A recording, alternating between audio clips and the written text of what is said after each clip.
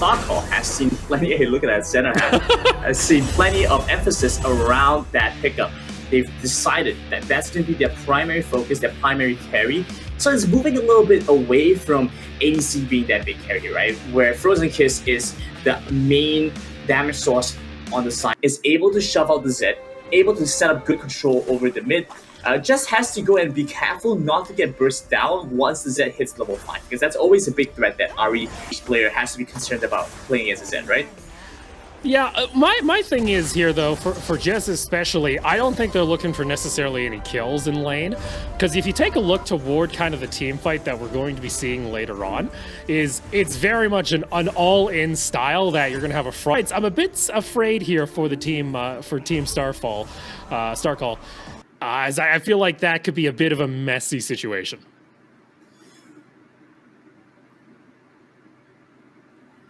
Interesting choice to go for the Ashe and the Blitzcrank down at the Dragon lane for Indonesia. It is something Ashe. that we have seen them before actually run this, and the Ashe actually hasn't been seeing as much play, and I'm shocked we haven't seen as much Ashe arrows come out that are going like across the map, considering you can stare that, unlike the PC version of League of Legends. Right, but even with the steering mechanic of the Enchanted Crystal Arrow, it's pretty difficult, especially when you're kind of doing something else in lane already. You don't really have the liberty to try and go for those kind of plays. Ooh. Oh my goodness. Oh, that's a beautiful solo kill coming out there. There you go. VY Gaming able to find the first kill of the game in the top side of the map on this Malphite is. Woo! That RE's looking pretty low. Gotta be able to get themselves back to base, though. Exactly what you expect going up against a Z. You have to be concerned about getting bursted down. Once he hits the level 5, once he gets the death mark. That being said, not too big of a loss. As long as he manages to stay alive against the Z and comes back to the lane, he shoves it out, waits on that window, waits on the timing again, he does plenty fine against that champion in the mid lane. What this all does, on the other hand, is gives time over to Ryan to keep farming up, so that he's able to get the pressure that he wants, so that he's able to maybe look for an invade, maybe look to try and pick up and sneak away a dragon or a Rift Herald. All of these options are available because you just kind of don't die, right? Once you die, a lot of these things no longer become possible. So it's very important for Team Starcall here to just focus on living, to clear the wave as well as they can, and give Ryan time to reach a point of power.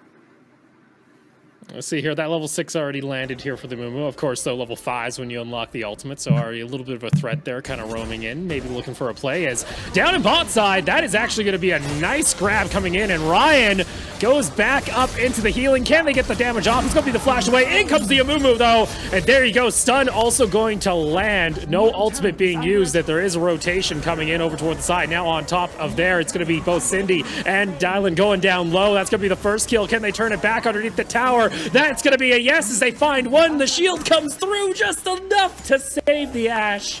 And there you are. Oh, it's close, but there is no true shot coming out there from the Ezreal. Misses out on the Ignite. That was the game-changing spell. But, well, things happen. But over into the mid lane, Jess is going to be able to find the mid lane turret while the RE was on a bit of an escapade down into the bot lane. Quite concerning. Jess continues to scale up, continues to be this menace. They do manage to at least trade back for 1 kill. It's not the best situation in the world, but taking away a lot of the spells as well. Wow. Going so aggressive here. That's pretty aggressive, considering that's a Mundo you're trying to ult. So, you know, one of the more tanky members, but still, ultimate's going to be popped and should be able to regen just fine. But, no, just no limit. Maybe it needs to temper back that motto just a little bit here as we look toward the bot lane. That's also the Malphite able to take the first tower, and that's 2 lanes already starting to be opened up that allows for roams on the side of the Indonesian squad Inspired. And setting up a lot of the map available for the Mumu to try and invade in is going to be quite a bit of a problem for Ryan and for Starcall in general, right? Once their mid lane turret is gone, like you mentioned, both lanes, rather both sides of the jungle, now become very susceptible to enemy invades. So they have to gain a lot of vision control and a lot of, just invest a lot of resource to try and defend against that. Interesting to see what they're doing down over by the Baron lane. They're thinking, got that ultimate prime, but he can't get it off. Able to flash underneath the tower. Unfortunately, that Ahri gonna go down to the tower. Yes, it is. Oh no, they flashed too. Oh, and that is a bit tragic. Meanwhile, mid lane, Zed is knocking on the second tier tower door right now. The Singapore squad. Oh my lord! I think he just broke the door. Oh my! That door just got knocked down. That is scary. Now, this is exactly what we talk about when we say if the enemy team is roaming, this is what you do in response, right? Jess is playing textbook perfect Wild Rift right now. When the enemy roams to the bot lane, to the top lane, wherever he goes, you come in, you pick up the turrets. That's the best way you pressure them out. And now they realize, hey, I may have gotten a kill, a 1-for-1, but at what cost?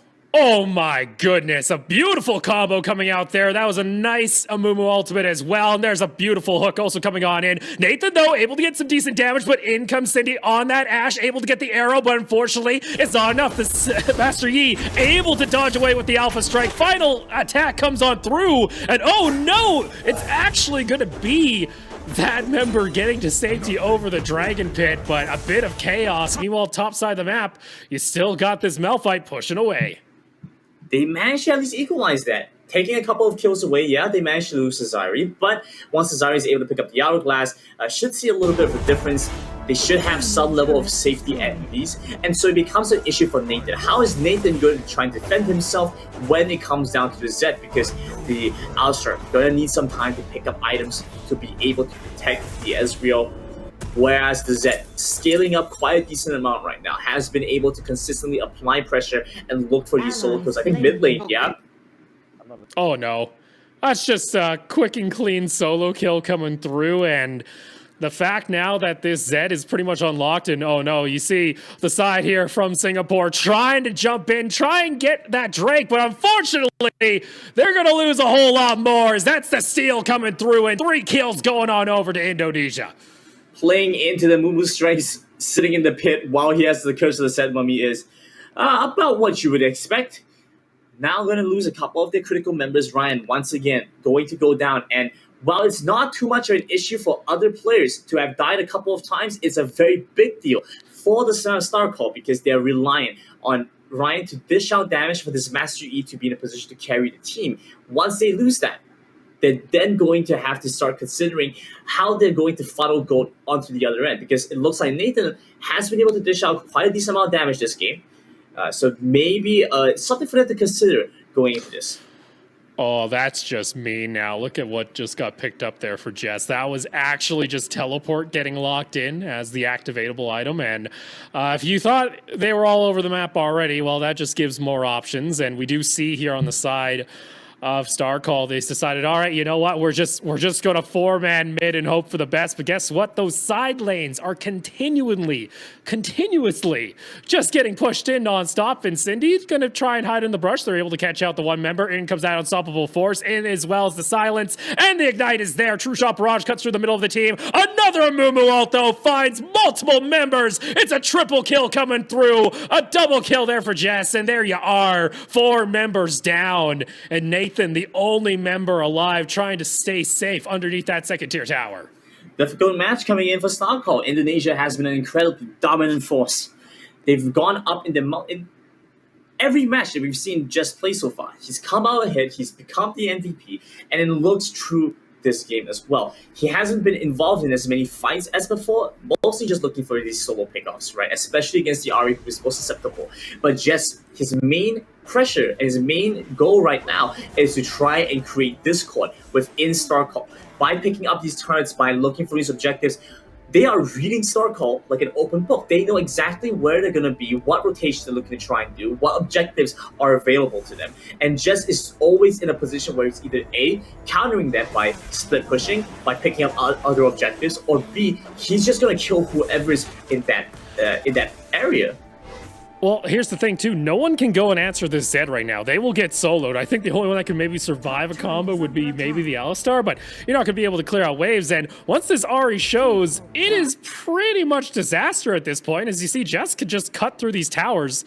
It doesn't have teleport to go and answer a possible team fight, and maybe that's an opportunity, but not if your team's getting caught out like that as Cindy picks up another kill.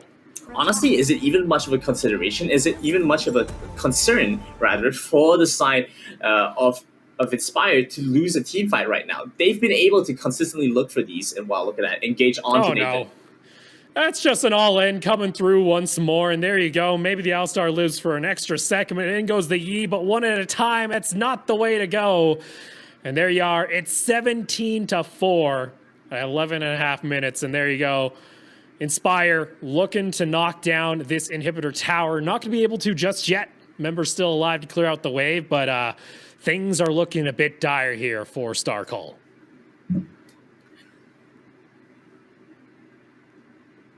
Should be looking to see Inspire try and reset a little bit right now. They have the means to go for the Baron, to go for the Dragon.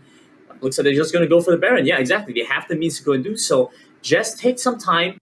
Go for the clean, safe play. There's no need to take unnecessary risk at this point. They've already managed to establish a very strong position for themselves.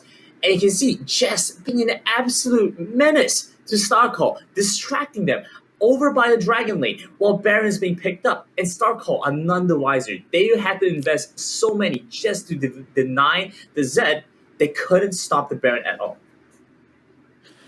Unfortunately there, now Baron buff in hand. Starcall gonna have to turtle back and try and delay this game as long as possible. But even you said, Grandin, early on, you don't think that they actually have scaling on their side. They do have a Master Yi, but the all-in potential that can come out from this Indonesia squad is a bit disgusting with the combo they have.